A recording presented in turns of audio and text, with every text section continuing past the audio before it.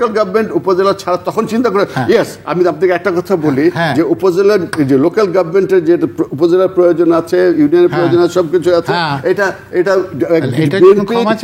BNP did not discard it did not discard উপজেলা উপজেলা was functioning উপজেলা নির্বাহী অফিসার ছিল তখন আর সারা নির্বাহী অফিসার থাকা আর চেয়ারম্যান থাকা কিন্তু উপজেলা was functioning প্রশাসনের যদি মনে করেন রাজনৈতিক লোক সেটা কিন্তু তাহলে আপনি মনে করেন ঢাকা সিটি নর্থ ঢাকা সাউথে ওখানে কারা আছেন চেয়ারম্যান আছেন না প্রশাসক আছেন প্রশাসক আছেন তাহলে এটাকে আপনি অ্যাপ্রিশিয়েট করছেন না আপনি টেম্পোরারি অ্যারেঞ্জমেন্ট আপনি টেম্পোরারি তখন এটাকে দুটো ভাগ করা হয়েছে তখন কতদিন temporary miss how many days you have been in the army you know না ওটা বাদ দেন আর্মি এখন নাই আমি থেকে এক্সপেরিয়েন্স 14 বছর হচ্ছে কিন্তু পলিটিক্স তো রপ্ত করতে পারতেছে না আপনি শিখবো বলে তো আপনার কাছে প্রশ্ন করছি আরে আপনার কাছে শিখবো বলে তো প্রশ্ন করছি আমি বলছি একদিকে আপনি বলছেন যে ওখানে আপনারা নির্বাহী টিএনও যেটাকে বলে টিএনও রাখাটা মানে চেয়ারম্যানশিপ উপজেলা থাকলো না তাহলে পরে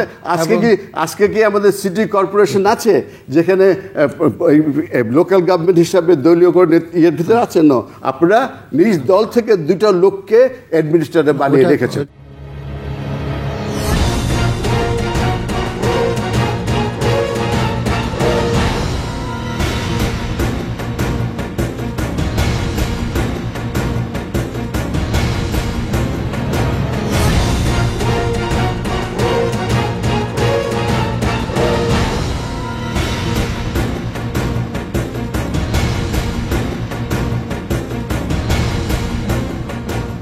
বাংলাদেশে এবং বাংলাদেশের বাইরে পৃথিবীর বিভিন্ন প্রান্তে যেখান থেকে চ্যানেল আই দেখছেন আপনাদের সকলকে সাদর আমন্ত্রণ তৃতীয় মাত্রা দেখবার জন্যে প্রিয় দর্শক শিক্ষা এবং শিক্ষার নানা দিক নিয়ে আলোচনার জন্য আমার সঙ্গে স্টুডিওতে রয়েছেন আমার ভাই বসা আছেন আন্তর্জাতিকভাবে স্বীকৃত আধুনিক ই লার্নিংয়ের প্রতিষ্ঠাতা এবং বিশেষজ্ঞ ডক্টর বদরুল হুদা খান এবং আমার টানে রয়েছেন ঢাকা বিশ্ববিদ্যালয়ের সোশিয়োলজি বিভাগের অধ্যাপক ডক্টর আমানুল্লাহ ফেরদৌস। স্বাগত আপনাদের দুজনকে তৃতীয় মাত্রায়। ডক্টর বদরুল হুদা খান, আমি জানি যে আপনার কাছ থেকে আমি শুনতেও চাইব ই লার্নিং নিয়ে, তার আগে একটু মোটা দাগে আমি আপনাদের দুজনের কাছ থেকে শুনতে চাই যে বাংলাদেশের শিক্ষার গতি, প্রকৃতি, মান, নেতৃত্ব আপনারা কিভাবে দেখেন? ডক্টর বদরুল হুদা খান। অ্যাকচুয়ালি আমি যেহেতু দেশের বাইরে থাকি, আমি দেশকে ভালোবাসি আর আমি চাই আমাদের দেশের শিক্ষা ব্যবস্থার উত্তরোত্তর উন্নতি হোক। তো এইটুকু জানি যে বাংলাদেশি শিক্ষার্থীরা অনেক অনিসন্ধিৎসু মন, তাদের সরকারি নীতি এবং আমাদের বিশ্ববিদ্যালয় বা কলেজের প্রশাসনের যদি সুন্দর পরিবেশ সৃষ্টি করা যায়, তারা তাদের অনিসন্ধিৎসু মনের লক্ষ্য যদি থাকে, অটুট বিশ্বাস হৃদয়ে, আসিফ ভাইয়ের কথায় জয় হবে বিজয়ে। তো এখন যেহেতু আমি দেশের বাইরে থাকি, আমি জানছি না এখানকার শিক্ষার্থীদের অবস্থা কেমন, তবে এইটুকু জানি যে একটা প্রভাব হবে তাদেরকে মানুষের নিয়ে চিন্তা করা, সততা দেখানো এবং দেশকে ভালোবাসতে হবে। এইটুকু দায়িত্ব কার? এটা তো আপনি নিশ্চয়ই জানেন যে বাংলাদেশের শিক্ষার মান কি, কারণ আপনি নিজে ঢাকা বিশ্ববিদ্যালয়ের ছাত্র ছিলেন, যেখানে এখন ডক্টর ফেরদৌস শিক্ষকতা করছেন। ঢাকা বিশ্ববিদ্যালয়, আপনি যখন ছাত্র ছিলেন, ঢাকা বিশ্ববিদ্যালয়ের মান মর্যাদা এই অঞ্চলে, দক্ষিণ এশিয়ায়, সামগ্রিকভাবে এশিয়া বা বিশ্বে কোথায় ছিল, আজকে সেটা কোথায় এসে দাঁড়িয়েছে, সেটা তো নিশ্চয়ই আপনি জানেন না। আমি কিছুটা হয়তো জানি, কিন্তু আমার মনে হচ্ছে বলতে চান না। না, বলতে চাই না একটা কারণ, যেহেতু আমার এটা একটা হবে আমার জন্য কি বাংলাদেশকে নিয়ে, কারণ আমি জানি আমি যখন শিক্ষার্থী ছিলাম আমার অনেক অনুসন্ধিৎসু মন, আমি ওখানে গিয়ে ঠিক খাপ খেয়ে নিয়ে নিজেকে প্রতিষ্ঠা করতে চেষ্টা করেছি। আমার মনে হয় এখানকার শিক্ষার্থীরা একই অবস্থায়, কিন্তু আমাদের যে জিনিসটা একটু আগে আমি তো বলছিলাম কথা প্রসঙ্গে, আমি আমেরিকায় দেখেছি শিক্ষার্থী কোনো ধরনের রাজনৈতিক কর্মকাণ্ডে জড়িত না, তাদের একটাই কর্মকাণ্ড, কিভাবে আমার টিউশন ফি কমবে, কিভাবে আমার পয়সা দিয়ে যে পড়ছি আমি ভালো চাকরি করব এবং আমি ভালো কাজ পাবো। তো এই ক্ষেত্রে হয়তো তাদের মনোভাবটা অন্যরকম। এইখানে যেহেতু আমাদের শিক্ষার্থীরা এই জন্য আমি নিজেও দোষী একজন। আমরা আমাদের কিছু একটা হব বিশ্ববিদ্যালয়ে লেখাপড়া করে, তো এই জন্য আমরা সবসময় সম্পর্ক ভালো রাখি যারা আমাকে সহায়তা করতে পারবে তার সাথে। কিন্তু পরবর্তী দেখা যায় কি ওই সম্পর্কের কারণে বিভিন্ন পন্থা অবলম্বন করে, এই কারণে হয়তো আমাদের অবক্ষয়ের একটা কারণ হতে পারে। কিন্তু আমি তো মনে করি যে আমরা যদি সঠিক নেতৃত্ব থাকি, সঠিক পথে আমরা মেনে চলবো। আমি একটু আগে প্রফেসর সাহেব আলাপ করছিলাম যে কুকুরের লেজ নলের ভিতর থাকলে ঠিক থাকে। ক্যান্টনমেন্টে গাড়ি চালিয়ে দেখবেন সবাই সুন্দর করে শৃঙ্খলাবদ্ধ গাড়ি চালাচ্ছে, ক্যান্টনমেন্টে বের হলে দেখি যে আবার অন্যরকম হয়ে যায়। তাহলে যে নীতি যে করা হয়েছে ওটা মেনে চলছে, কারণ সে প্রশাসনটা ওইভাবে তৈরি। তো আমাদের শিক্ষা প্রতিষ্ঠানে যদি আমাদের সেই ধরনের একটা নমুনায় আমরা থাকি তাহলে অবশ্যই ঠিক থাকবো। তবে যে আমাকে বলেছি আমি ঢাকা বিশ্ববিদ্যালয়ের মৃত্তিক বিজ্ঞানে পড়তাম, তখন কিন্তু শিক্ষা ব্যবস্থার মধ্যে সামহাও আমাদের শিক্ষকের প্রতি আমাদের একটা দরদ, একটা সম্মান, এটা যথেষ্ট বিদ্যমান ছিল। এখন আমি সেটি জানি না কেমন আছে। প্রফেসর আমানুল্লাহ ফেরদৌস। আমি স্পষ্টতই বলি, শিক্ষা ব্যবস্থায় আমি যদি গত 52-53 বছরে বাংলাদেশের আকারটা অনেক বেড়েছে, ভলিউমটা অনেক বেড়েছে, শিক্ষকের সংখ্যা, শিক্ষার্থীর সংখ্যা, প্রতিষ্ঠানের সংখ্যা অনেক বেড়েছে। কিন্তু এখানে ভিতরে যে কোয়ালিটি এডুকেশন অথবা জীবন দক্ষতামূলক যে শিক্ষা, সেই শিক্ষাটাতে আমরা পিছিয়ে আছি। এবং আপনি যদি দেখেন যে প্রাইমারি এনরোলমেন্টে Bangladesh is one of the wonders of the world এই মুহূর্তে, যে প্রাইমারি এনরোলমেন্ট প্রায় ইউনিভার্সাল। কিন্তু যখনই আপনি এটা সেকেন্ডারিতে আসছে, যেহেতু আমি একটু গবেষণা করি, যখন এটা সেকেন্ডারিতে আসছে 76%, তার মানে আমার এই যে বাকি এই 24% কিন্তু হারিয়ে গেল। যখন এটা আপনি হায়ার এডুকেশনে, হায়ার সেকেন্ডারিতে যাচ্ছে 48%, তার মানে আবার অর্ধেক হয়ে গেল। যখনই এটা বিশ্ববিদ্যালয়ে যাচ্ছে 18%, তার মানে আমি যদি বলি 100টা বাচ্চা যদি প্রাইমারিতে ভর্তি হয়ও, তাহলে আমি ইউনিভার্সিটিতে এবং টেকনিক্যাল এডুকেশন বাংলাদেশে অ্যারাউন্ড 3%, এই ইউনিভার্সিটি পর্যন্ত আসতে 18%, 19%, বাকি 80% কোথায় গেল, হারিয়ে গেল। সেই 80%কে নিয়ে যে ধরনের চিন্তাভাবনা রাষ্ট্রের থাকা উচিত ছিল, মিশন ভিশন থাকা উচিত ছিল, সেটা আমরা মিস করে গেছি যে কোনো কারণে। আপনি দেখবেন যে ভাইটাল স্ট্যাটিস্টিক্স, এই যে গত বছর যে বিবিএসের যে ভাইটাল স্ট্যাটিস্টিক্স, সেখানে আসছে যে 40% আউট অফ 41% হলো শিক্ষাও নেই, কর্মেও নেই। 41% হলো নিষ্ক্রিয়, শিক্ষাও নাই, কর্মেও নাই। আর আরেকটা স্ট্যাটিস্টিক্সে আসছে অ্যারাউন্ড 40% ড্রপ আউট হয়ে যাচ্ছে। এখানে প্রায় 3 কোটি বাচ্চা, 2.5 কোটির উপরে বাচ্চা ড্রপ আউট হয়ে যাচ্ছে। ড্রপ আউট কোথায় হচ্ছে? ওই বিভিন্ন আমি যা বললাম, যে প্রাইমারি থেকে সেকেন্ডারি থেকে হায়ার সেকেন্ডারি থেকে টার্সিয়ারি লেভেলে আসতে এখানে হারিয়ে যাচ্ছে। এবং এটা করোনাকালের সময় যে অবস্থা ছিল, তার থেকে 2019 থেকে গত 2-3 বছরে এটা পরিমাণটা আরও বেড়েছে। কারণ আছে, করোনা একটা কারণ ছিল। প্রায় 12% বাচ্চা ড্রপ হয়ে যাচ্ছে আমাদের এখানে, 12% হারে এই ইনক্রিজ হচ্ছে, পার্সেন্টেজ পয়েন্ট এখানে হয়। এবং ইউনিভার্সিটি লেভেলেও স্টুডেন্ট কমে যাচ্ছে। গতবার প্রায় 2.5 লাখ আমাদের দেশে বিশ্ববিদ্যালয়ে প্রায় 50 লাখ ছেলে মেয়ে পড়াশোনা করে। গতবার দেখা গেছে যে 2.5 লক্ষ ছেলে মেয়ে কম ভর্তি হয়েছে বিশ্ববিদ্যালয়ে। এবং একই সঙ্গে আবার আরেকটা এডুকেশন স্ট্রিমে দেখা যাচ্ছে স্টুডেন্ট সংখ্যা বেড়ে যাচ্ছে, যেটা ফর্মাল, ইনফর্মাল, নন ফর্মাল বিভিন্নভাবে আমাদের এখানে আসে। সেখানে দেখা যাচ্ছে রিলিজিয়ন বেসড যে সমস্ত এডুকেশন আছে সেখানে বেড়ে যাচ্ছে। এখন আপনি কাম টু দ্য পয়েন্ট, তাহলে এখানে কি দাঁড়ালো যে আমি ভর্তি হচ্ছে 100টা, কিন্তু আমার ড্রপ আউট হয়ে যাচ্ছে 80টা, প্রায় 80টা, যদি আমি সেই জায়গাতে যাই হায়ার এডুকেশনে।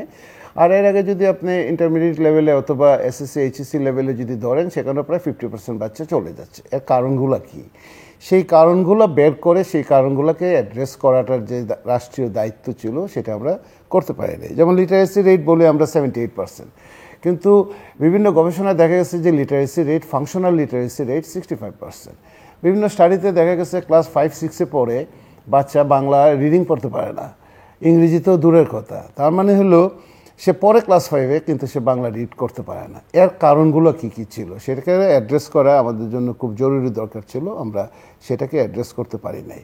এখন আপনার আমাদের এখানে যে সমস্ত সিলেবাস আমরা পড়াচ্ছি সেই সিলেবাসগুলোকে আমাদেরকে রিভাইজ করা দরকার ছিল। এই মডার্ন টেকনোলজি, আর্টিফিশিয়াল ইন্টেলিজেন্স বলি, ইন্ডাস্ট্রিয়াল রিভলিউশন বলি, তার জন্য যে সমস্ত সিলেবাস কারিকুলাম চেঞ্জ করা দরকার ছিল সেভাবে আমরা করতে পারি নাই। এখন সরকার সিলেবাস চেঞ্জ করার চেষ্টা করছে না যে তা না, করছে।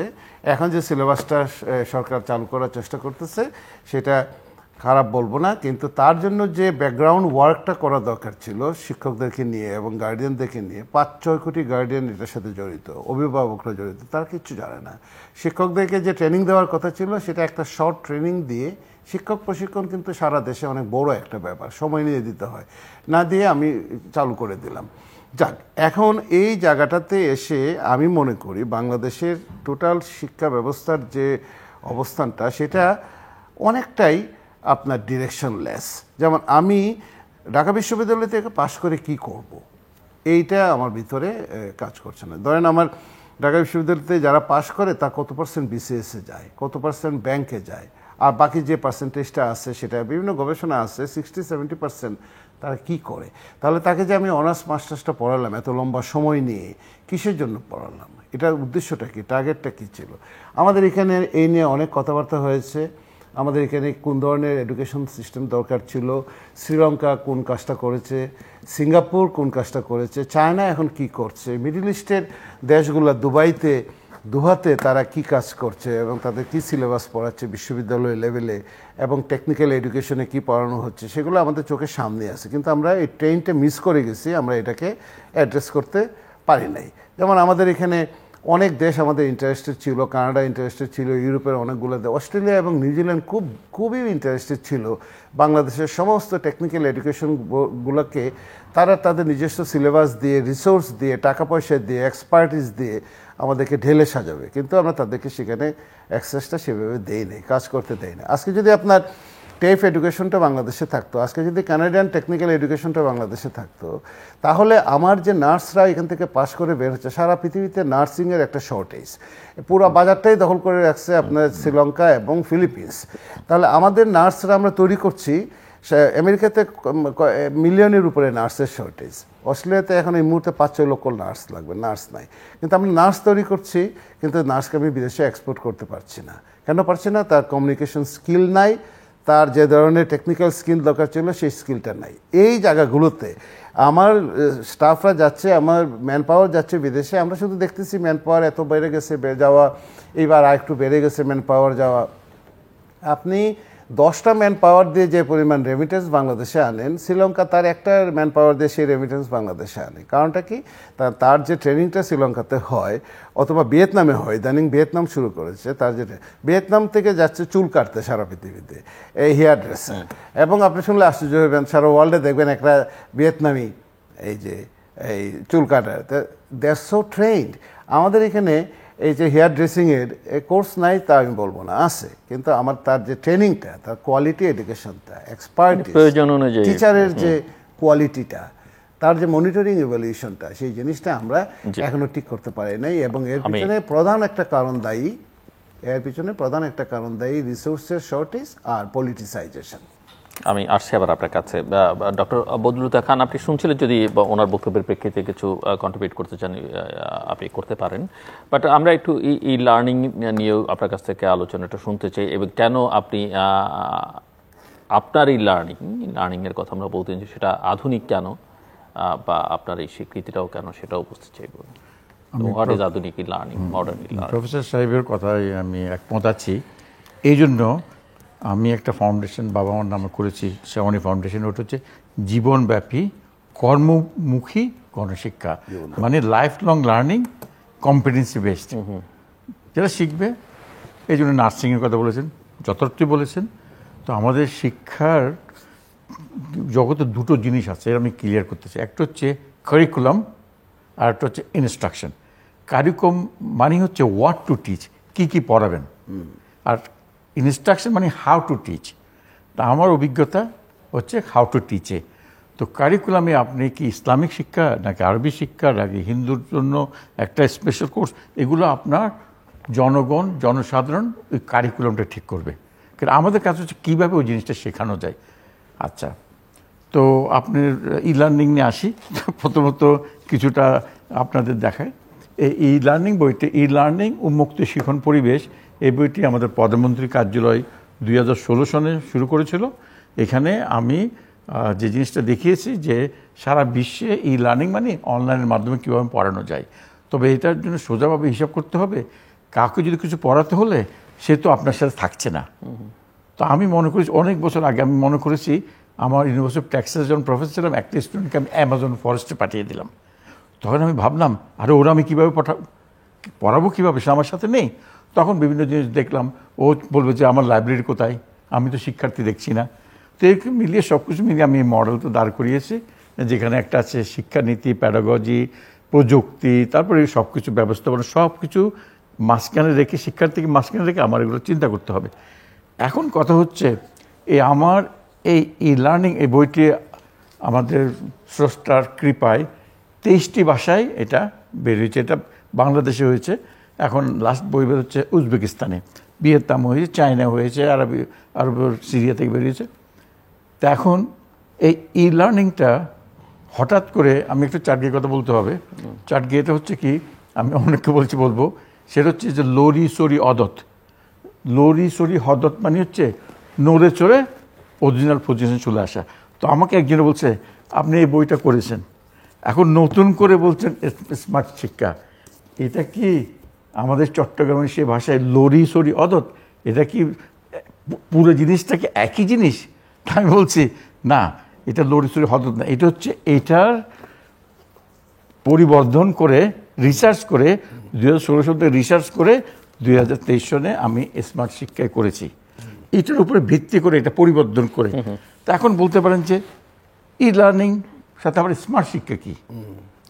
আচ্ছা, তো স্মার্টের জন্য আমি স্মার্টের একটা ডেফিনিশন দিয়েছি। সেটা হচ্ছে কি, পৃথিবীতে অনেক ধরনের ডেফিনেশন। স্মার্ট এস হচ্ছে সাস্টেনেবল, মানে টেকসই, যা পড়বেন সারা জীবনের জন্য পড়বেন। এম হচ্ছে মোটিভেটিং, মানে প্রেরণাময়, যে একটা জিনিস পড়বো এটা তোমার মজা লাগতে হবে, ভালো লাগতে হবে, ওইটা আমি পড়বো। এ অ্যাডাপ্টেবল, মানে খাপ খেয়ে নেওয়া, নতুন দিগন্তে, নতুন পরিচর্যায়, নতুন অবস্থায় আমি চেঞ্জ হব। আর হচ্ছে রেজাল্ট ওরিয়েন্টেড, যা কিছু পড়ি না কেন আপনাকে রেজাল্ট দেখাতে হবে। আর টি হচ্ছে টেকনোলজি এনেবল। তো স্মার্ট হচ্ছে এমন এক শিক্ষা ব্যবস্থা যেখানে যে আপনাকে টেকসই, এটাকে মোটিভেটিং হতে হবে, এখানে আপনার খাপকে নিতে হবে নতুন প্রযুক্তির মাধ্যমে, আপনাকে যা শিখবেন ওটা দেখাতে হবে যে আপনি শিখেছেন। অ্যান্ড টেকনোলজি এনেবল মানে টেকনোলজি সক্ষম। এখন যে জিনিসটা বেশি ইম্পর্টেন্ট হয়ে গেছে বাংলাদেশে, এখন শুরু হয়েছে যে স্মার্ট বাংলাদেশ। তো স্মার্ট বাংলাদেশ আন্ডারে আমাদের নেত্রী প্রধানমন্ত্রী, মাননীয় প্রধানমন্ত্রী বলেছেন যে ই গভর্নেন্স, স্মার্ট গভর্নেন্স হবে, স্মার্ট ইকোনমি হবে, স্মার্ট সিটিজেন হবে এবং স্মার্ট নাগরিক হবে। তো আমি ভাবলাম ঠিক আছে, কিন্তু এগুলো হতে হলে স্মার্ট সিটিজেনকে তৈরি করতে হবে।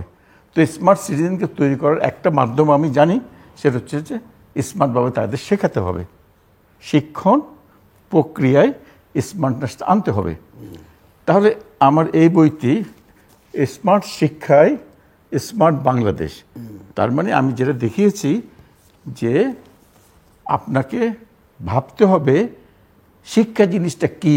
তা আমি আমেরিকান বাড়িতে আমার খান বাগান আছে, খান বাগানে আমি সব ধরনের ফ্রুটস আমার আছে, আমি নিজে করি। তো একদিন আমি কোদাল দিয়ে মাটি নিড়াচ্ছিলাম, তখন মনে হয়েছে যে আপেল তো মাটিতে পড়ে যায়, সব জিনিস তো নিচের দিকে চলে যায়, তার মানে ভূতত্ত্বের চৌম্বক কোনো পাওয়ার আছে, ওইটা অ্যাট্রাক্ট করে। তো শিক্ষার ব্যাপারে এমন কি আছে যে অ্যাট্রাক্ট করবে? সেটা হতে হবে এমন শিক্ষা, যে শিক্ষা আমি যা শিখবো সেটা আমাকে ইন্টারেস্টিং হতে হবে, এটা আমি পড়বো, এটা পড়ে আমি নতুনত্বকে খাপকে নিয়ে শিখবো এবং এটা আমি দেখাতে পারবো আমি শিখিয়েছি, রেজাল্ট ওরিয়েন্টেড। তারপর আমি টেকনোলজি ব্যবহার করবো, এটাই তো অ্যাট্রাকশন হতে হবে। এই যে প্রফেসর সাহেব একটু আগে বললেন, যেটাকে উনি যেটা বলছেন ওটা হচ্ছে জীবনব্যাপী কর্মমুখী গণশিক্ষা। Competency based life long learning, এটা তো শিক্ষা হওয়া উচিত। 1000 বছর আগে ওইটাই ছিল, মাঝখানে একটু মানুষ বিভ্রান্ত হয়ে গেছে, কিন্তু পরবর্তীতে বুঝতে পারছে পাশ করে কি করবে, কে তোমাকে চাকরি দেবে। সেই চাকরি দেওয়ার আগে আমি একটা কথা বলি, আমাকে মাফ করবেন, সেটা হচ্ছে আমি চট্টগ্রামে ছিলাম, একটু যোগ টোক করি, তো আমি সবসময় বলি বিয়ে করিবার লাই বিয়ে পাস করে যেতে, মানে বিয়ে করার জন্য সে বিয়ে পাসটা করেছে। ওরা জিজ্ঞেস করে ছেলে কী করে, ও বিয়ে পাস করেছে। তো এখানকার শিক্ষা ব্যবস্থায় যে জিনিসটি খেয়াল করলাম, ও বিয়ে করার জন্য সে বিয়ে পাসটা করেছে। তাহলে আমাদেরকে বলতে হবে, কেন আপনার মেডিকেল কলেজে ডাক্তার সাহেব আমাদের কিছু মনে করবেন না, ইঞ্জিনিয়ার তৈরি করছে অনেক, আমাদের সাধারণ সেই শ্রমিক, সে কৃষকের রক্তে মানে ঘাম ফেলিয়ে তারা আমাদেরকে, আমাদের সরকারকে বাজেটে সহায়ক হচ্ছেন, এবং তাদের এই টাকায় আমরা উচ্চশিক্ষা গ্রহণ করে বিদেশে থেকে যাব, এটা তো আমাদের একটা অন্যায় মনে করি। ওরা বলছে যে আমাদের কোনো ইয়ে নেই, আমাদের স্কোপ নেই দেশে ফিরে যাওয়ার, স্কোপ তো আমারও নেই, তো আমি এসছি, আমি সেবা করব, আমরা নিজেরাই তো তৈরি করব। তো এই জিনিসটা আমাকে যারা ক্ষমা করবেন এটা বলতে আমি অনেক খেয়াল করেছি যে সবসময় একটা অজুহাত দেখাবে যে আমাদের এই সুযোগ নেই, কিন্তু এই দেশের কৃষক শ্রমিকের সে কষ্টের টাকা দিয়ে তোমাদেরকে ইউনিভার্সিটিতে পড়িয়েছে, কলেজে পড়িয়েছে, ইঞ্জিনিয়ারিং শিখিয়েছে, কিন্তু তোমরা সেই হিসেবে কী করছো?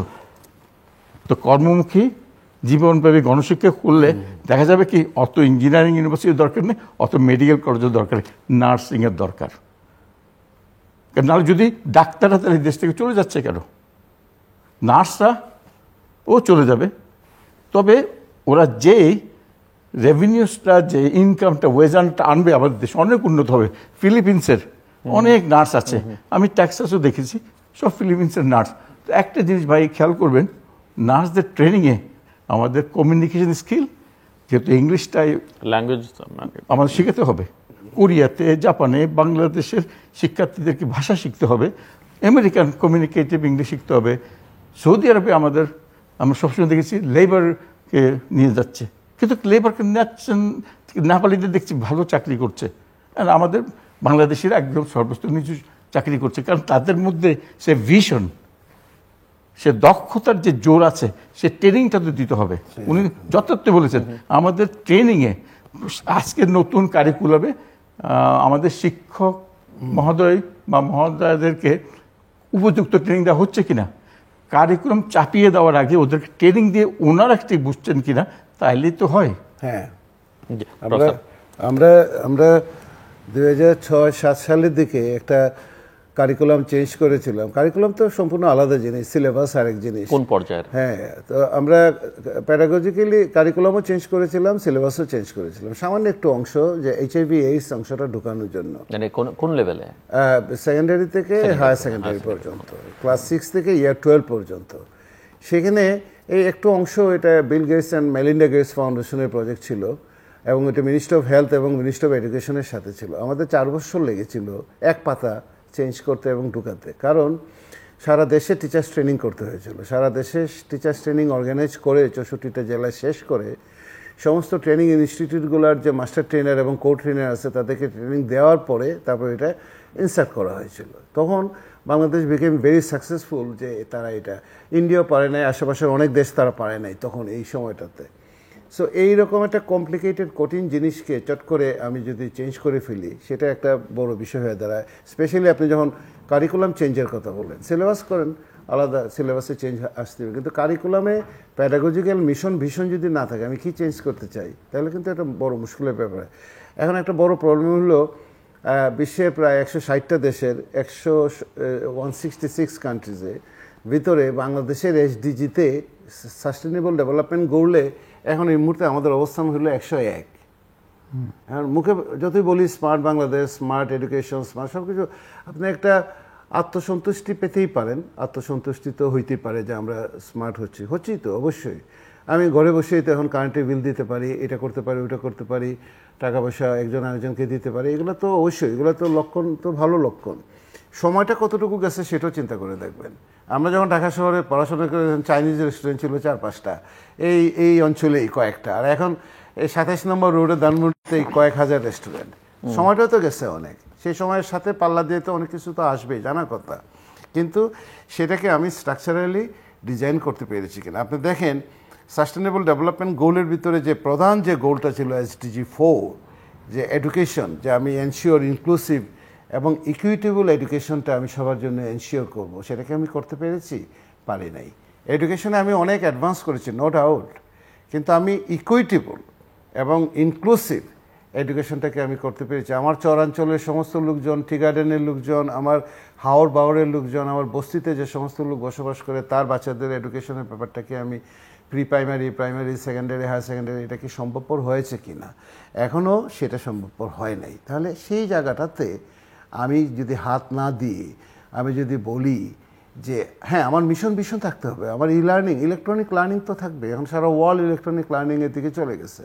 আমেরিকা ইজ দ্য নাম্বার 1 মানে ইলেকট্রনিক লার্নিংয়ে। বড় বড় বিশ্ববিদ্যালয় লার্নিংয়ের নামে, ইউনিভার্সিটির নামে লার্নিং ইউনিভার্সিটি বড় বড়। ইডুমিতে মিলিয়নস অফ স্টুডেন্টস এখন সেখানে কাজ করতেছে। চায়না, অস্ট্রেলিয়াতে সেদিন দেখে আসলাম লার্নিং হয়েছে বিগ ইস্যু হয়ে দেয়। এখন আপনি লার্নিংয়ে যাবেন, সব ঠিক আছে, এভরিথিং ইজ অল রাইট, আপনি আর্টিফিশিয়াল ইন্টেলিজেন্স ইউজ করবেন। করোনার সময় আমরা দেখলাম যে আমরা লার্নিংয়ে গিয়ে আমরা ফেল করে গেলাম। আমরা চেষ্টা করেছি, কিন্তু যে সমস্ত কারণে ফেল করে গেলাম সেগুলো আমরা কিন্তু বলেছি রিপোর্টে, রিসার্চ রিপোর্টে, যে কেন ফেল করে গেলাম, কোন কোন কারণে। করোনা শেষ হওয়ার পরে যখন শেষের দিকে এসে আবার 2 মাসে বন্ধ দিল, তখন আমরা যে ক্লাস, ওয়েব ক্লাস যে আমরা শুরু করেছিলাম সেটা স্টার্ট করতে পারি নাই। তার মানে করোনার 2-3 মাসের পরে যে আমরা এই লার্নিংটা শুরু করেছিলাম সেটা সাকসেসফুলি কিছুদিন চলার পরেই আবার এটা আমরা ফেল করে গেছি, আমরা এটা কন্টিনিউ করতে পারি নাই, ভালোভাবে করতে পারি নাই। এখন যে হিট ওয়েভ চলছে, এখন যে স্কুল কলেজগুলো বন্ধ, এখন লার্নিং কোথায়? এখন কেন আমি নিতে পারছি না স্কুল কলেজে? তার মানে আমি ইনফ্রাস্ট্রাকচারটা সেভাবে ডেভেলপ করে নাই, our teachers are not trend in that way, resource নাই, এবং আমার এখানে বিভিন্ন ধরনের প্রবলেম রয়ে গেছে, যেটা আমি ওই পিসমিল বেসিসে প্রজেক্ট আসে, প্রজেক্ট যায়, আমি এটাকে ন্যাশনাল ইন্টারেস্ট লেভেলে আমি এটা কাজ করতে পারিনি। শুধু বিশ্ববিদ্যালয়ের ক্লাসগুলো চালানো যাচ্ছে, যেহেতু বিশ্ববিদ্যালয়ের ক্লাসগুলো শিক্ষকরা কিছুটা, বিশ্ববিদ্যালয়ের শিক্ষকদের ভিতরে অনেক প্রবলেম ছিল আইটিতে ওনারা এক্সপার্ট ছিলেন না, সিনিয়র শিক্ষক, স্বাভাবিক ব্যাপার, না হয়ে থাকতে পারেন, কিন্তু এখন দেখা যাচ্ছে যে শিক্ষকরা ক্লাস নিতে পারেন, এই যে আপনার অনলাইনে নিতে পারেন। শুধু বিশ্ববিদ্যালয় ছাড়া এই হিট ওয়েভে বাংলাদেশে এখন যে স্কুল কলেজ বন্ধ, ক্লাস তো হচ্ছে না, তার মানে লার্নিংয়ে নেই।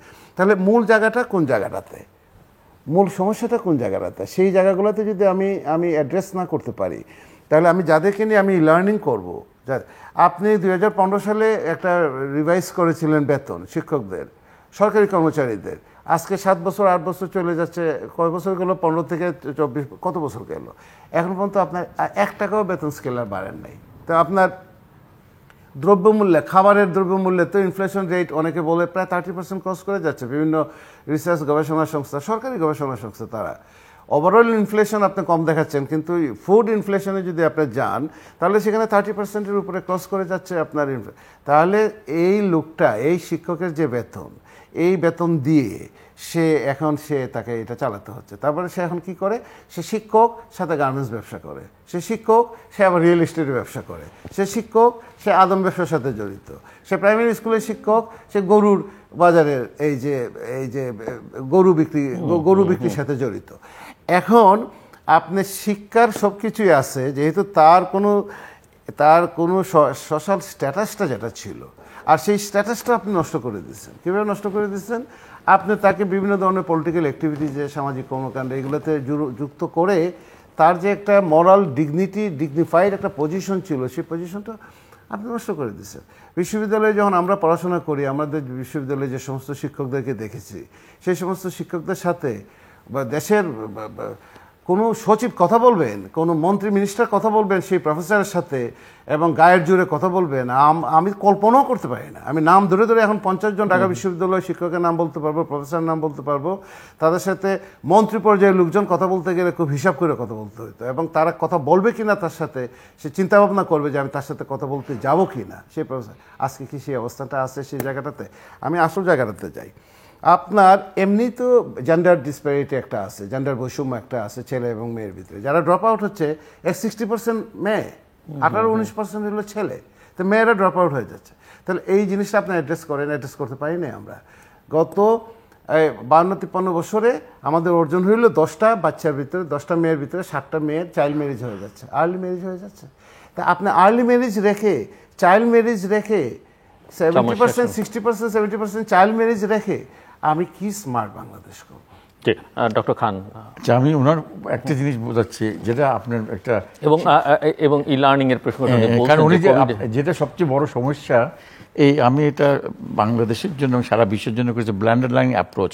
এখানে কি জিনিস শেখাবেন, এটা ব্লুমস ট্যাক্সোনমি একটা কথা আছে, যেসব জিনিস আপনার এখানে দেখছেন এই সিঁড়ির মতো সোজা, ওগুলো অনলাইনে পড়াতে পারেন। যেসব জিনিস সিঁড়ির উপরে, ওটা হচ্ছে যেমন সার্জারি করা, ওয়েল্ডিং করা, এগুলো হচ্ছে হ্যান্ডস অন, ওগুলাকে আপনাকে ক্লাসরুমে পড়াতে হবে। তো অনেক ক্ষেত্রে ড্রপ আউট যখন হয়, ওরা করে কি, এই জিনিসটা চিন্তা করে না। উদ্দেশ্য কি? উদ্দেশ্য যদি আপনার সাইকোমোটর স্কিল হয়, যেখানে আপনাকে যেমন ডাক্তারের মেডিকেল স্টুডেন্টরা যখন শেখে, তারা কিন্তু রক্ত মাংস ধরে শেখে, ওটা অপারেটিং টেবিলে। তো ওইটা তো আর ই লার্নিং পড়াতে পারবেন না। তো ই লার্নিং একমাত্র পড়াবেন যেমন এখানে জ্ঞান ভিত্তিক, বোধগম্যতা, প্রয়োগ, বিশ্লেষণ, সংশ্লেষণ, মূল্যায়ন, এগুলো হচ্ছে আপার লেভেল। এগুলাকে আপনাকে অবশ্যই ক্লাসরুমে পড়াতে হবে।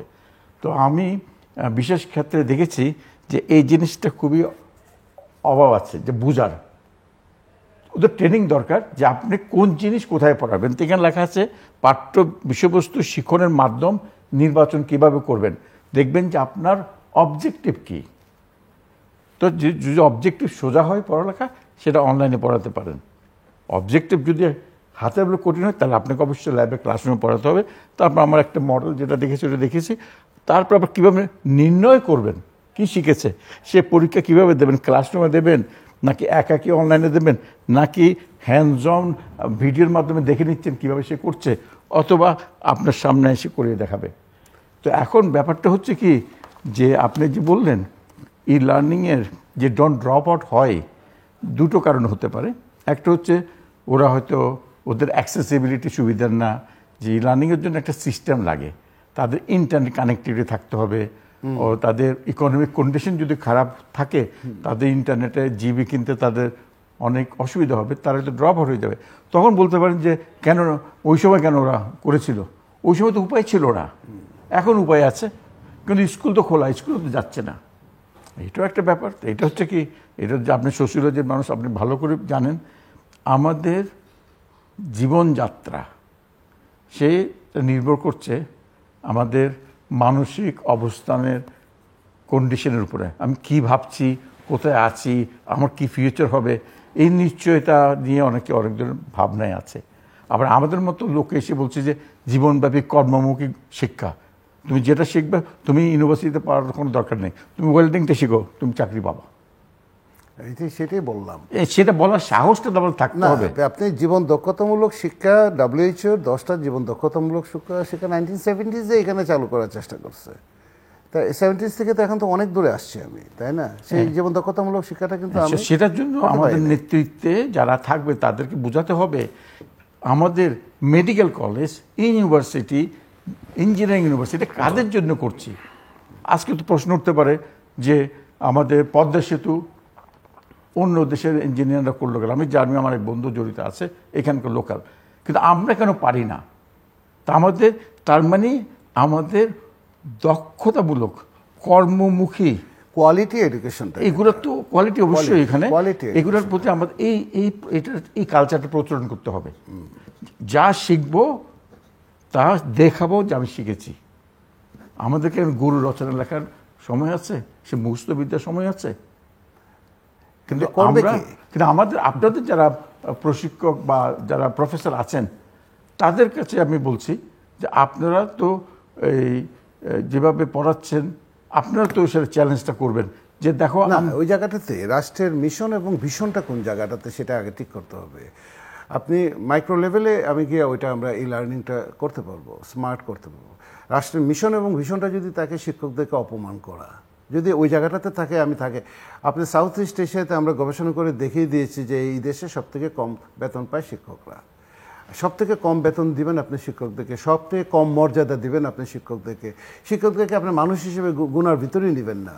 আপনি এইটা করে আপনি শিক্ষকদের কাছ থেকে আউটপুটটা কী পাবেন? তার স্মার্ট বাংলাদেশ সে যে বানাবে, সে যে ই লার্নিংয়ে পার্টিসিপেট করবে। আপনার ডিভাইসের তো প্রবলেম আছে। আমরা করোনার সময় দেখেছি গবেষণা করে, সেখানে বলা হয়েছে যে স্টুডেন্টদেরকে ফ্রি দেওয়া হবে, কিন্তু দেওয়া হয় নাই সেইভাবে ফ্রি দেবে, ডিভাইস নাই। আমি কিছু সময় ছিলাম, করোনার সময় বিদেশে ছিলাম, সেখানে দেখছি তাড়াতাড়ি করে রাষ্ট্র সেই দেশগুলা বাচ্চাদেরকে যাদের ট্যাব নাই তাদেরকে ট্যাব দিয়ে দিচ্ছে, স্কুল থেকে ফ্রি ট্যাব দিয়ে দিচ্ছে এবং সমস্ত ওই যে সার্ভিস দিচ্ছে, তার অ্যাকাউন্টে পয়সা দিচ্ছে তাকে যদি সাস্টেনেবল করার জন্য, ধরে রাখার জন্য। আমি বলছি সব কিছু করছি, কিন্তু আমি কিন্তু প্রোভাইড করছি না। At the end of the day কিন্তু আমি দিচ্ছি না। এই যে আমার যে এতগুলো 18-19টা টেকনিক্যাল এই যে আপনার টিচার্স ট্রেনিং ইনস্টিটিউট আছে, আমরা HSTTI বলি, হায়ার সেকেন্ডারি, এদেরকে আপনার রিভাইজ করা দরকার ছিল, সিলেবাসগুলো রিভাইজ, তাদের ট্রেনিংয়ের বড় ট্রেনিং হাজার হাজার কোটি টাকার প্রজেক্ট আছে, কিন্তু রাষ্ট্রের সুবিধাটা কিভাবে হবে? একটা লার্জ স্কেল 5-6 কোটি বাচ্চা আমাদের এখানে এই সেকেন্ডারি হায়ার সেকেন্ডারি সব মিলে কিন্তু পড়াশোনা 4 ভাগের প্রায় 3 ভাগের 1 ভাগ হলো আপনার এইটার সাথে জড়িত। তাদের ভিতরে যে রিসোর্সটা দেওয়া, জিডিপির কত পার্সেন্ট আপনি এডুকেশনে খরচ করেন, জিডিপির কত পার্সেন্ট আপনি হেলথে খরচ করেন? এখন জিডিপির 2.3% যদি আপনি হেলথে খরচ করেন, আর যদি বলেন যে আপনার লোকজন সবাই খুব স্বাস্থ্যবান থাকবে, শিক্ষা এবং স্বাস্থ্য আমাদের নজরটা সবচেয়ে কম এবং সাউথ ইস্ট এশিয়ার ভিতরে। আপনি ভারতে একজন বিশ্ববিদ্যালয়ের শিক্ষককে কত টাকা বেতন দিচ্ছে? কেন ভারতের বিশ্ববিদ্যালয়গুলো ওয়ার্ল্ড র্যাঙ্কিংয়ে যাচ্ছে? কেন পাকিস্তানের মতো দেশে যাদের নাম শুনলে আমাদের গা জ্বলে, তাদের কেন 3-4টা বিশ্ববিদ্যালয় ওয়ার্ল্ড র্যাঙ্কিংয়ে চলে যাচ্ছে? আমার পার্শ্ববর্তী দেশগুলো সিঙ্গাপুর, মালয়েশিয়ার কথা না হয় বাদই দিলাম, তাদের জিডিপি অনেক, তাদের পার ক্যাপিটা ইনকাম অনেক হাই, কিন্তু ভারত, শ্রীলঙ্কা, ইভেন নেপাল এগিয়ে আসছে এখন আপনার। তাহলে এই জায়গাটাতে আমি কেন পিছনে পড়ে রইলাম? সেই জায়গাটাতে আমাদেরকে অ্যাড্রেসটা করতে হবে। শিক্ষকের বেতন বাড়িয়ে দিলে না, শিক্ষকদের লো ওয়েজটা একটা কারণ, পুয়ার ইনফ্রাস্ট্রাকচার একটা কারণ, কমিউনিকেশন একটা কারণ, কমিউনিকেশনের জন্য যেতে পারে না, পলিটিক্সে। আমি একটা গবেষণা করেছিলাম ওয়ার্ল্ড ব্যাংকের জন্য, সেখানে দেখা যাচ্ছে 73% অফ দ্য স্কুল এবং স্কুল ম্যানেজমেন্ট কমিটি SMC আর জিবি হলো governing body of the college, 73%-এর উপরে পলিটিক্যালি মোটিভেটেড লোকজন সেখানে বসে আছে। মেম্বার অফ পার্লামেন্ট বসে আছে, উপজেলা চেয়ারম্যান বসে আছে, সেখানে একজন 70-80টা প্রতিষ্ঠানের সভাপতি। What is this? এটা হইতে পারে না। তাহলে এটা সে কেন হইলো? এটা পলিসির অভাবে। এডুকেশন শিক্ষা মন্ত্রণালয় যে কাজ করছে না তা না, কিন্তু শিক্ষা মন্ত্রণালয় গত 52 বছরে বহু সাকসেসফুল কাজ করেছে, বহু প্রজেক্ট সাকসেসফুলি করেছে। এখনও শিক্ষা মন্ত্রণালয়ের অনেক কাজ, ভালো কাজ আছে, আমি বলবো না যে ভালো কাজ, অনেক কাজ, আমি নিজেও জড়িত ছিলাম, কিন্তু তার মূল বিষয়টা হলো তার মিশন, ভীষণটা কি, সেই জায়গাটাতে হারিয়ে যাচ্ছে। আমি কি তৈরি করতে চাই? না, আপনি কি বলছেন যে আমাদের রাষ্ট্রীয়ভাবে আমাদের ভিশন, আমাদের মিশনের প্রবলেম আছে? একটা ইউনিফর্ম কারিকুলাম নাই। আপনি চিন্তা করে দেখেন, আপনি এখানে Bangla medium, English medium, Urdu মিডিয়ামে চলে পড়াশোনা করে, আরবি মিডিয়ামে পড়াশোনা করে, এবং এর আবার ডাইভার্সিফিকেশন আছে। এই ঢাকা শহরে আছে 50-60-70 হাজার $US এই আপনার টিউশন ফি বাচ্চার, স্কুলের বাচ্চা। আবার এই শহরেই সরকারি প্রাইমারি স্কুলগুলোতে কোনো বাচ্চা যেতে চায় না, সেখানে আমরা কাজের বুয়াদের বাচ্চাদেরকে তারা বলে I am sorry for my language, তা পাঠাচ্ছি।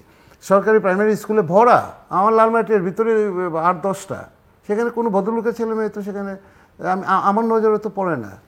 আমার তো মনে হচ্ছে তার মানে আপনি এটাকে হ্যান্ডিক্যাপ করে রেখেছেন। না, আমার তো মনে হচ্ছে কি যে যারা অবস্থাপন্ন বাঙালি আছে, এদের একটা ইচ্ছে হচ্ছে যে ছেলেকে দিয়ে ইংলিশ শেখাবে, ইংলিশ বলবে এবং ইংলিশ স্কুলে পড়াবে। আমি তো এটা আমি চট্টগ্রাম কলেজ স্কুলে পড়িনি, আমি জর্জ ওয়াশিংটনের প্রফেসর হইনি, আমার লেকচারেরা বুঝে না, আমার ডক্টরেট করছে না। শুনেন না, বলছি কি, তার মানে আমাকে তো আমার পরিবার বলেনি তুমি ইংলিশ এই লেভেল ও লেভেল পড়ো, সেটার একটা সময় ছিল। ধরেন আপনারা যখন পড়েছেন, প্রত্যেকটা জেলার স্কুলগুলো নামি দামি স্কুল হিসেবে পরিচিত ছিল, রেজাল্ট ভালো করতো। আজকে তো আপনি সেই খুঁজে পাবেন না। সেই জেলা স্কুল, সরকারি স্কুল, আপনি তো এগুলোর কোনো অস্তিত্বই প্র্যাকটিক্যালি আমি যে প্রাইমারি স্কুলে পড়েছি, আমি চিটাগাং একটা আপনি আপনাদের সময় বা আপনাদের আগের জেনারেশনও তারা যেটুকু ওই সরকারি স্কুলে পড়ে, গ্রামের স্কুলে পড়ে যেটুকু ইংরেজি জানতো, আজকে আপনি যে কোনো একটা বিশ্ববিদ্যালয়ের শিক্ষক থেকে কোনো দ্বিধাহীনভাবে বিশ্ববিদ্যালয় শিক্ষকের কথাই বলেন, ওই নিচের লেভেলে বলার দরকার নেই। আমি যে প্রাইমারি স্কুলে পড়ি, আমি চিটাগাংয়ে রেইজড, এবং আমি যে হাই স্কুলে পড়েছি, সেই স্কুলের যে প্রিন্সিপাল, তার যে ডিগনিটি, তার যে পড়াশোনার লেভেল, আমার শিক্ষকদের যে পড়াশোনার লেভেল, ডিগনিটি, ছিটে ফুটাও কিন্তু এখন আর কিন্তু দেখতে পাবো। এটার কারণটা আমার কি মনে হচ্ছে, আমার যেটা মনে হয় এইখানকার অভিভাবকরা যারা চায় তার বাচ্চারা ইংলিশে কথা বলুক, তারা এই লেভেল ও লেভেল পড়ুক। তা আমি ভাবছি যে আমি তো এই লেভেল ও লেভেল পড়তে হয়নি, আমি কি পড়াইনি ওদেরকে? এদের পিতামাতাদেরকে যদি বলে যে তুমি লালমাটি স্কুলে যাও, তুমি সেই যাচ্ছে না, কারণ কি ওই প্যারেন্টসরা তো ওদেরকে এইভাবে গ্রুম করছে আমেরিকা যাওয়ার জন্য। আমি লালমাটি স্কুলটাকে হ্যান্ডিক্যাপ করে রেখে দিচ্ছি। আমি আরো অনেক তিতা কথা আছে, সেই তিতা কথাগুলো দিকে যেতে চাই না খান ভাই। আমি রাষ্ট্রীয় প্রতিষ্ঠানগুলোকে ধ্বংস করার জন্য যা যা করার দরকার আমি তা করব। এটা নিও লিবারেল ইকোনমি, নিও লিবারেল পলিসির ভিতরে নিও লিবারেল রাষ্ট্র এটাই। আপনি এসির বিক্রি হয়েছে এইবার, গতবার ছিল 20%, এবার 40% হয়ে যাবে এসি। এখন এসি যারা চালাচ্ছি আমরা কি এক্সট্রা বিল দিচ্ছি? আমরা কি এক্সট্রা পয়সা দিচ্ছি? আমাদের আরামায়েশের কথায় রাষ্ট্র চিন্তা করবে, আপনারা আরামায়েশের কথা। এখন আমার বাচ্চা ওই স্কুলেই পড়বে এমন কোনো কথা নেই, কারণ সে দেখতেছে স্কুলে পড়ে আমি কিছু হতে পারছি না।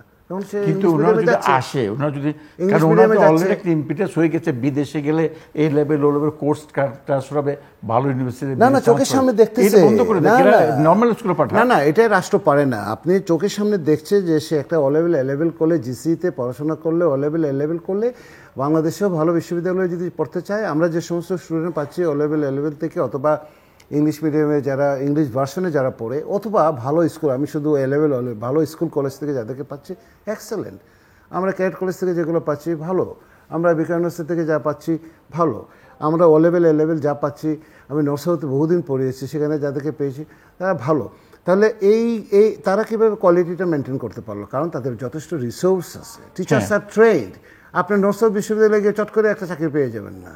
ব্যাকে আপনার ব্যাকগ্রাউন্ড দেখবে, আপনার পড়াশোনা কোথায় দেখবে, আপনি দেখেন তার সিলেকশন প্রসিজিওর। আর আমি পাবলিক বিশ্ববিদ্যালয়ে যে জব দিচ্ছি, কীভাবে দিচ্ছি?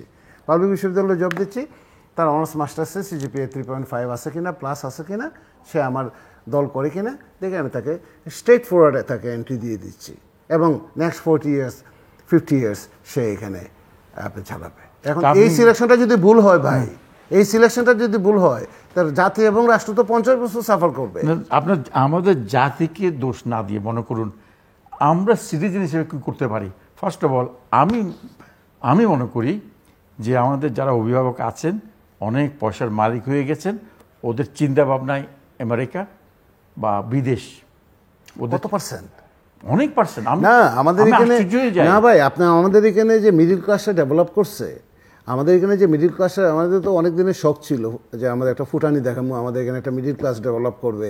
মিডিল ক্লাস ডেভেলপ করলে সেই মিডিল ক্লাস রাজনীতিতে নেতৃত্ব দিবে, অর্থনীতিতে নেতৃত্ব দিবে। সেটা কত পার্সেন্ট ডেভেলপ করছে? কত সংখ্যক মানুষ মিডিল ক্লাসের ভিতরে আসছে? কত সংখ্যক মানুষ শহরে বসবাস করে? কত সংখ্যক মানুষ ইংলিশ মিডিয়ামে তার বাচ্চারা পড়ায়? Very negligible, very negligible. The whole country, সন্ধ্যার পরে সারা দেশই আপনার অন্ধকার হয়ে যায়, কোনো অ্যাক্টিভিটিস নাই।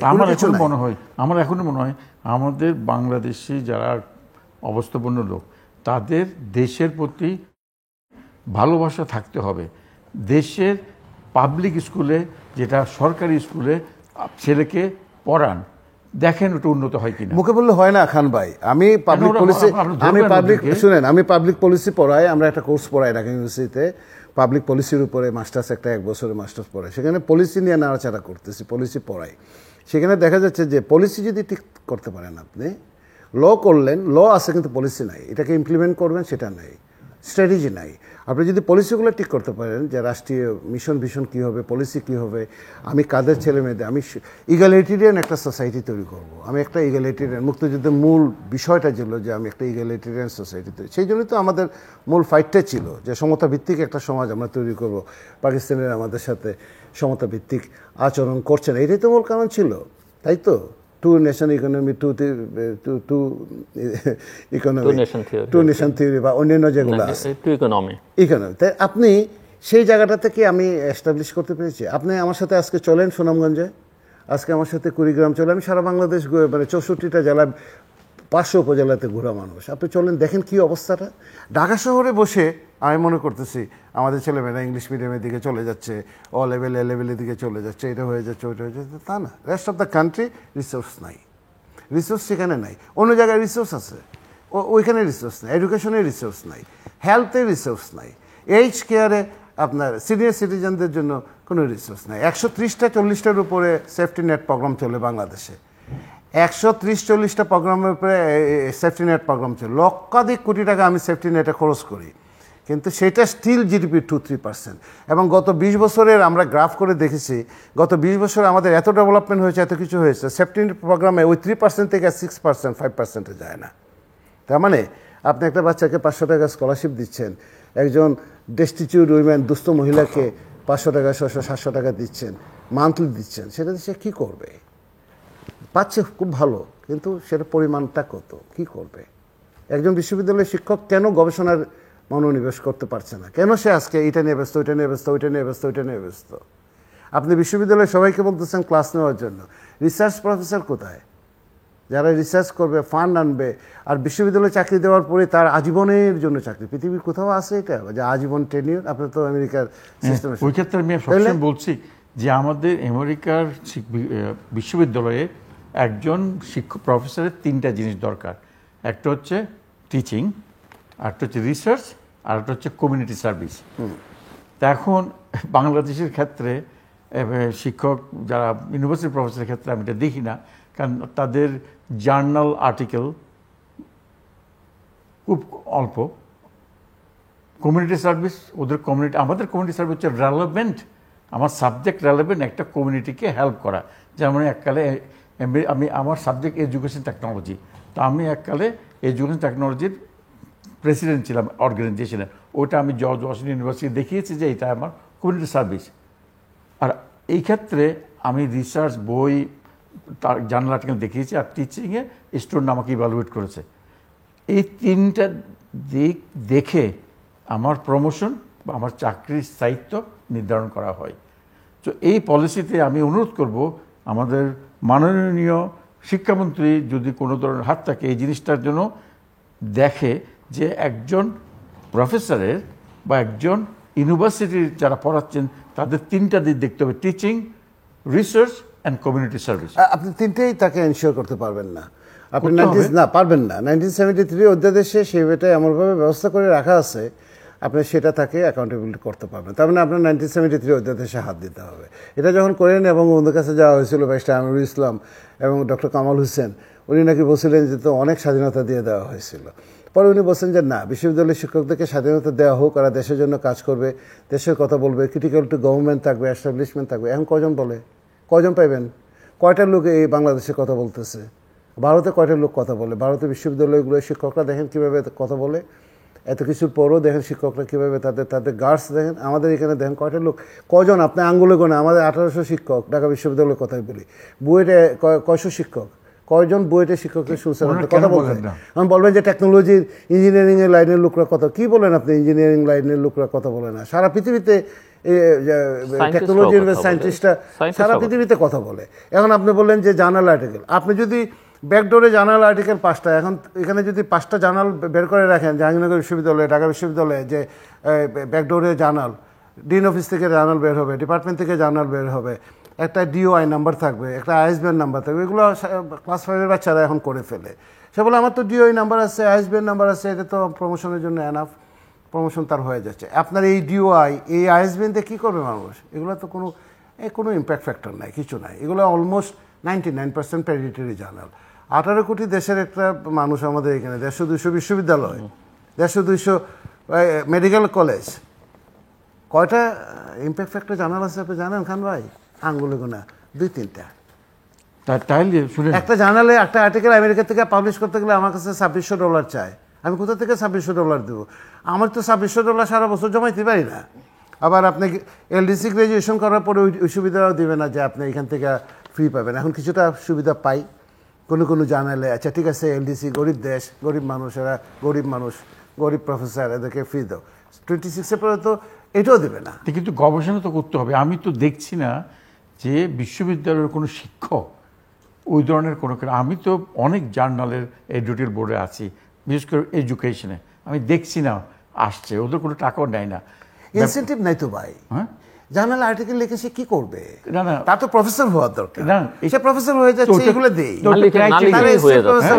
না লিখেই হয়ে যাচ্ছে। এইটা তো বলছি যে এমন প্রফেসর আছে যে অ্যাকসেপ্টেন্স লেটার জমা দিচ্ছে 10টা, দিয়ে প্রফেসর হয়ে গেছে, এবং প্রফেসর হয়ে এসে বিশাল বড় পণ্ডিত হয়ে গেছে। ওই যে 10টা অ্যাকসেপ্টেন্স লেটার দিছিল সেটা আর্টিকেল পাবলিশই হয় না। অ্যাকচুয়ালি আপনাদের পক্ষ হয়ে জিল্লু ভাইয়ের উপস্থিতিতে আমি আমাদের মাননীয় শিক্ষামন্ত্রীকে অনুরোধ করব, শিক্ষা ব্যবস্থায় বিশেষ করে বিশ্ববিদ্যালয়গুলোতে আমেরিকান সিস্টেমে যে 3টা জিনিস, টিচিং, রিসার্চ এবং কমিউনিটি সার্ভিসের উপরে র্যাঙ্কিং করে, এবং কোন জার্নালে পাবলিশ করেছে, যেটা সম্মানিত জার্নাল কিনা ওটা দেখবে। টিচিংয়ে স্টুডেন্টদের ইভালুয়েশন কি, কিন্তু টিচিং তো স্টুডেন্টরা জানাবে। 20 বছর ধরে চেষ্টা করতেছি ঢাকা ইউনিভার্সিটিতে ইভালুয়েশন স্টার্ট করার জন্য, করতেই দেয় না। কে দেয় না?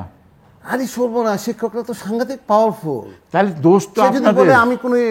আমি কোনো ইভালুয়েশনে আমি পার্টিসিপেট করব না, সেটা আপনি কিচ্ছু করতে পারেন। এখন এতদিন পরে এসে, এখন বর্তমান শিক্ষামন্ত্রী তো ইয়াং, এবং তার একটা ইন্টারেস্ট আছে শিক্ষা নিয়ে, এবং আমার কাছে কেন মনে হচ্ছে একটু পজিটিভ। হ্যাঁ, এর আগে কি হয়েছে আমি সেটা বলতে চাই না। এখনকার যে ঢাকা বিশ্ববিদ্যালয়ের vice chancellor, very good friend of mind, তার মিশন আছে, আইডিয়া আছে। লেটস সি, এখন দেখি কি করে। এখন আমরা বুঝে ফেলছি যে আমার কোনটা করা দরকার। এগুলো হলো প্যারিটরি জার্নাল, এগুলো সৌরভ আবিষ, এগুলো বিশ্ববিদ্যালয়ের কোনো কাজে লাগবে না, জাতিরও কোনো কাজে লাগবে না। এগুলো কোনো কেউ ভালো করে ইভ্যালুয়েটও করে নাই, কোথা থেকে ডাটা আসছে কেউ জানে না, একটা সে লিখে দিয়ে দিল, এটা কিছু যায় আসে না। এখন আমরা একটা চেষ্টা করে যাচ্ছি, কিন্তু রিসোর্স কই পাই? কিন্তু আপনাদের, এখন আমরা আলোচনাটাকে কনক্লুড করি, সময় হাতে বেশি নেই, 5-6 মিনিট আমার হাতে আছে। জি, তো আমি বলছি কি, আমার মনে হয় আমরা আমাদের সরকারকে দায়ী না করে আমাদের নিজেদের দায়ী করা উচিত, যে আমি পড়াচ্ছি, আমার পড়াটা কেমন হলো, শিক্ষিতরা কেমন, শিক্ষার্থীরা কেমন শিখলো, তারা আমাকে মূল্যায়ন করবে, ওইটা চালু করতে হবে। সে তো ইন্ডিভিজুয়ালি কেউ চালু করতে পারবেন, সেটা পলিসি হতে হবে। ইউনিভার্সিটি অটোনোমাসলি করতে পারে না, ইউনিভার্সিটির ভাইস চ্যান্সেলরে? না, ইউনিভার্সিটি অনেক আমাদের অটোনমি ঠিকই আছে, কিন্তু আমরা ইন্ডিপেন্ডেন্টলি কোনো কিছু, অনেক কিছু আমরা করতে পারি না। তবে চেষ্টা এখন চলছে, না যে তা না, এখন একটা ইভ্যালুয়েশন চলছে যে আমরা কি করলাম, কি অবস্থা 52-53 বছরে। এখন আমরা অনেকগুলো জায়গাতে হাত দিয়েছি। এখন ঢাকা বিশ্ববিদ্যালয়ে শিক্ষক নিয়োগের ক্ষেত্রে আমরা পোস্টডকের ইম্পর্টেন্সটা তুলে ধরছি। পোস্টডক যদি থাকে, পিএইচডি যদি থাকে, অথবা তার যদি এক্সপিরিয়েন্স থাকে কোনো অর্গানাইজেশনে 5-7 বছর কাজ করে রিসার্চে, তাকে আমরা লেকচারে স্ট্রেট ফরওয়ার্ড না নিয়ে আমরা অনেক জায়গাতে চেঞ্জ করি। কিন্তু মূল বিষয়টা হলো, আমি যে কথাটা আবারও বলার চেষ্টা করি, যে আমি কি চাই, এডুকেশনটা, আমার শিক্ষা ব্যবস্থাটাকে আমি কীভাবে চাই, এটা নিয়ে তো অনেক লম্বা সময় কথা বলা যাবে।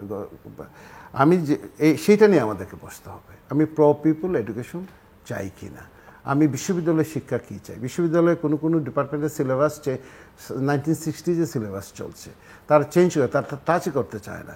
আমি এক বিশ্ববিদ্যালয়ে গিয়েছিলাম কিছুদিন আগে, সেখানে তারা 10টা বিভাগকে এক করে একটা স্টাডি করে দিয়েছে, এশিয়ান স্টাডিজ অল। আপনি এখানে, আমি কিন্তু 10টা বিভাগ নিয়ে আমি কিন্তু বসে আছি। সো এই জায়গাগুলোতে আমাদেরকে হাত দিতে হবে। যদি আমি স্মার্ট বাংলাদেশ করতে চাই, লার্নিং করতে চাই, আমার বাচ্চাদের হাতে যদি কোনো ট্যাব না থাকে, তার যদি ইন্টারনেট কানেক্টিভিটি না থাকে, তার যদি, আমার এখানে সব কিছু আছে, কিন্তু ইন্টারনেট কানেক্টিভিটিতে যখন সে লং টাইম ক্লাসে শেষ করেন, তখন দেখা যাচ্ছে আমরা পারতেছি না। এই জায়গাগুলোতে আমি আবারও বলবো যে পলিসি সাপোর্ট দরকার, রিসোর্স দরকার, এবং আবারও বলবো রাষ্ট্রের দৃষ্টিভঙ্গিটা। ঠিক আছে, তাহলে আপনার কথা আমি শুনলাম। অনেকটা মনে হচ্ছে যে আপনার আমার সাথে বিতর্ক হচ্ছে না। আমরা সবাই বাংলাদেশকে ভালোবাসি, আমরা চাই আমাদের অনুসন্ধিৎসু মনের শিক্ষার্থীরা ভালোভাবে বাংলাদেশকে সুরার বাংলা করে তুলুক। এখন বিশ্ববিদ্যালয়ের ক্ষেত্রে এই জন্য ধরছি, যেটা বিশ্ববিদ্যালয়ের শিক্ষক হিসেবে আমাদের রিসার্চ কোথায় হচ্ছে এবং তার প্রমাণ দেখাতে হবে, এবং সত্যিকার অর্থে রিসার্চ হচ্ছে কিনা। তৃতীয় হচ্ছে যে কমিউনিটি সার্ভিস, ওরা যে কমিউনিটি সার্ভিস করছে, ওটা রাজনৈতিক কথা বলা হয়নি। যে সাবজেক্টে আপনি পড়াচ্ছেন, ওই সাবজেক্টের হয়তো জার্নালে বা ওই সাবজেক্টের আলোচনা সভায়, কনফারেন্সে আপনি পার্টিসিপেট করছেন। কারণ আপনি যখন এটা করবেন, আপনার শিক্ষার্থীরা আপনাকে ফলো করবে। তাহলে টিচিংয়ে আমাদের দরকার, আমাদেরকে জাজমেন্ট কারা করবে, আমাদের ডিপার্টমেন্ট চেয়ার না, আমাদের শিক্ষার্থীরা বলবে আমি কিভাবে পড়িয়েছি, তারা কিভাবে বুঝছে। আর রিসার্চে আমাদের দেখতে হবে কোথায় ওনারা পাবলিশ করছে, যেখানে সারা বিশ্বময় এটার মান আছে। আর তৃতীয় হচ্ছে যে ওদের হচ্ছে যে ওনারা এমন কাজ করছেন, ওদের কমিউনিটি সার্ভিস মানে কোনো একটা রাজনৈতিক কর্মকাণ্ডের কথা বলা হচ্ছে না। কমিউনিটি সার্ভিস তোমার কমিউনিটি, যেখানে তুমি যে সাবজেক্ট পড়াচ্ছ, যেমন লার্নিং পড়াচ্ছি, তা আমাকে দেখেছে আমি টেকনোলজি বেসড কনফারেন্সে যোগদান করেছি কিনা, লিখেছি কিনা, এই বলে আমি আমার ইয়ে করছি। দর্শক অনুষ্ঠানের শেষ প্রান্তে আমরা সামাজিক যোগাযোগ মাধ্যম ফেসবুক এবং টুইটারে তৃতীয় মাত্রা লাইভ স্ট্রিমিং হচ্ছে, আপনারা দেখতে পারেন। টেলিভিশন পর্দায় দেখতে না পারলে যে কোনো সময় যে কোনো স্থান থেকে ইউটিউবে তৃতীয় মাত্রার চ্যানেলটি সাবস্ক্রাইব করে পুরোনো পর্বগুলো আপনারা দেখতে পারেন। প্রফেসর আমানুল্লাহ ফেরদৌস এবং ডক্টর বদরুল হুদা খান, অসংখ্য ধন্যবাদ এই আলোচনা নেওয়ার জন্য। দর্শক, কথা হচ্ছিল শিক্ষা নিয়ে এবং শিক্ষার ত্রুটি, বিচ্যুতি, সমাধান সব নিয়েই দুজন শিক্ষক কথা বললেন এবং দুর্বলতাগুলো কোথায় সেটাও চিহ্নিত করা হয়েছে। রিসোর্সের অভাব আছে, পলিসির একটা সমস্যা আছে এবং রাজনীতিকরণ, শিক্ষা খাতকেও রাজনীতিকরণের যে প্রবণতা, সেখান থেকেও আসলে শিক্ষাকে মুক্ত করতে হবে। এবং আমাদের শিক্ষা খাতে বরাদ্দ, যেমনটা স্বাস্থ্য খাতের জন্য জরুরি, এই সফট পাওয়ারগুলো আমরা অনেক বেশি মনোযোগ দিচ্ছি ইনফ্রাস্ট্রাকচার বা অবকাঠামোর দিকে। শিক্ষা প্রতিষ্ঠানও গড়ে তোলা হয়, কিন্তু সেখানে কোনো ক্ষেত্রে শিক্ষক থাকে না, শিক্ষক থাকলে ছাত্র থাকে না, ছাত্র থাকলে শিক্ষক থাকে না। আমরা বলছি যে আমরা ল্যাবরেটরি গড়ে তুলছি, আমরা তথ্য প্রযুক্তির ব্যবহারের কথা বলছি, কিন্তু সেখানে প্রশিক্ষণপ্রাপ্ত শিক্ষকের অভাব, সেখানে ডিভাইস থাকে না, কম্পিউটার থাকে না, থাকলে সেগুলোতে ধুলোমালা পড়ে থাকে, সেগুলোকে ঠিকঠাক করবার মতো টেকনিশিয়ান থাকে না। এই জায়গাগুলোতে আসলে মনোযোগ দেওয়া অনেক বেশি জরুরি। আমাদের সঙ্গে থাকবার জন্য অসংখ্য ধন্যবাদ। আপনাদের সবার জন্য শুভকামনা।